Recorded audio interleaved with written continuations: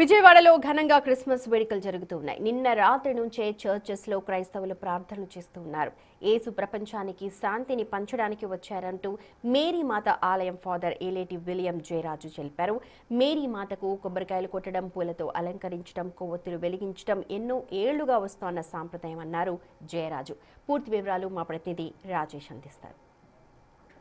Christmas సందర్భంగా మేరీమాత ఆలయంలో చాలా మంది ఇక్కడికి వచ్చి ప్రత్యేక ప్రార్థనలు చేస్తున్నటువంటి పరిస్థితి. క్రిస్మస్ అంటేనే మేరీమాత ఆలయం గుర్తొస్తుంది. అనేక ప్రాంతాల నుంచి ఇక్కడికి వచ్చి ప్రత్యేక ప్రార్థనలు అయితే ఇక్కడ చేస్తారు. ఏలేటి విలియం జయరాజ్ ఉన్నారు, ఇక్కడ మొత్తం హెడ్ ఆయన ఒకసారి ఆయనతో మాట్లాడదాం. క్రిస్మస్ యొక్క విశిష్టత, ఇక్కడ ఏ విధంగా క్రిస్మస్ సెలబ్రేట్ చేస్తారో ఆయనతో మాట్లాడి తెలుసుకుందాం. సార్, ఈ రోజు ఎలాంటి సెలబ్రేషన్స్ జరుగుతున్నాయి, ఏ విధంగా జరుగుతున్నాయి? విజయవాడలో ఉన్నటువంటి గుండల లూర్ధమాత పుణ్యక్షేత్రం నుండి మీకు క్రీస్తు జయంతి శుభాకాంక్షలను మీకు తెలియజేస్తూ ఉన్నాను. అలనాడు 2025 సంవత్సరాల క్రితము బెత్లెహేము నగరులో బాలుడుగా పశువుల గొట్టములో జన్మించినటువంటి క్రీస్తు భగవంతుని ఆరాధించడానికి అందరూ వస్తున్నారు. క్రైస్తవేతరులు ముఖ్యంగా అన్ని వర్గాలకు సంబంధించిన వారు, అన్ని మతాలకు సంబంధించిన వారు వచ్చి దేవుని ఆరాధించడానికి వస్తున్నారు. ఇది ఒక గొప్ప మహత్యం. ప్రపంచమంతటా కూడా ఈ రోజున క్రీస్తు జయంతిని అనగా యేసు ప్రభుని యొక్క పుట్టినరోజును, జీసస్ బర్త్డే జరుపుకుంటూ ఉన్నాం. దేనికోసమని లోకంలోనికి వచ్చారంటే మానవుల మధ్య శాంతి, సమాధానాన్ని, ప్రేమ నెలకొల్పడానికి వచ్చారు. ఆయన ఆ విధంగా జీవించారు, మానవుల కోసం జీవించారు, వారి మధ్యన ప్రేమను స్థాపించారు, ఆ ప్రేమ కోసం ఆయన మరణించారు. కనుక దానికి సూచనగా ఈ రోజున అనేక మంది ప్రజలు వచ్చి బాలయేసును ఆరాధించి వెళుతున్నారు.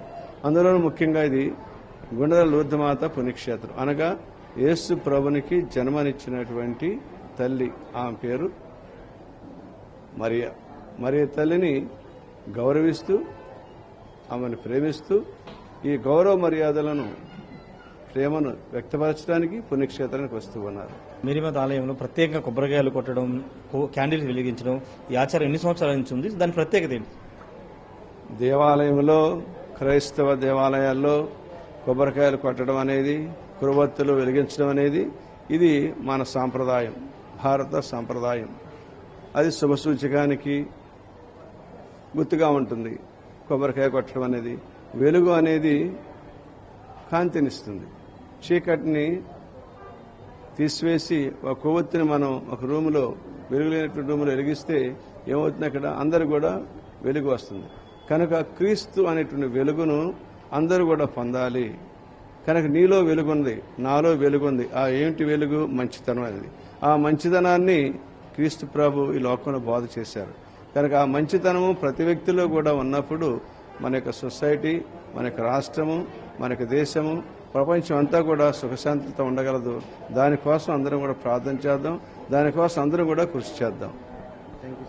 ఇది పూర్తి స్థాయిలో క్రిస్మస్ రోజు ఏ విధంగా సెలబ్రేట్ చేసుకున్నాం, ఎందుకు చేసుకుంటామని చాలా వివరంగా చెప్పారు. పూర్తిగా సాంప్రదాయ ప్రకారమే ఇక్కడ కొబ్బరికాయలు కొడతారు, వెలుగులు నింపాలని క్యాండిల్స్ వెలిగిస్తారని చెబుతూ ఉన్నటువంటి పరిస్థితి. క్రైస్తవులే కాదు, క్రైస్తవేతరులు కూడా ఇక్కడ గుణదల మేరీమాతకు వచ్చి వాళ్ళు ప్రార్థనలు చేసుకున్న వారు మేరీమాతని గౌరవిస్తారు, ప్రేమిస్తారని ఫాదర్ అయితే చెప్తున్నారు. కెమెరామన్ సుబ్బుతో రాజేష్, బిగ్ టీవీ, విజయవాడ నుండి.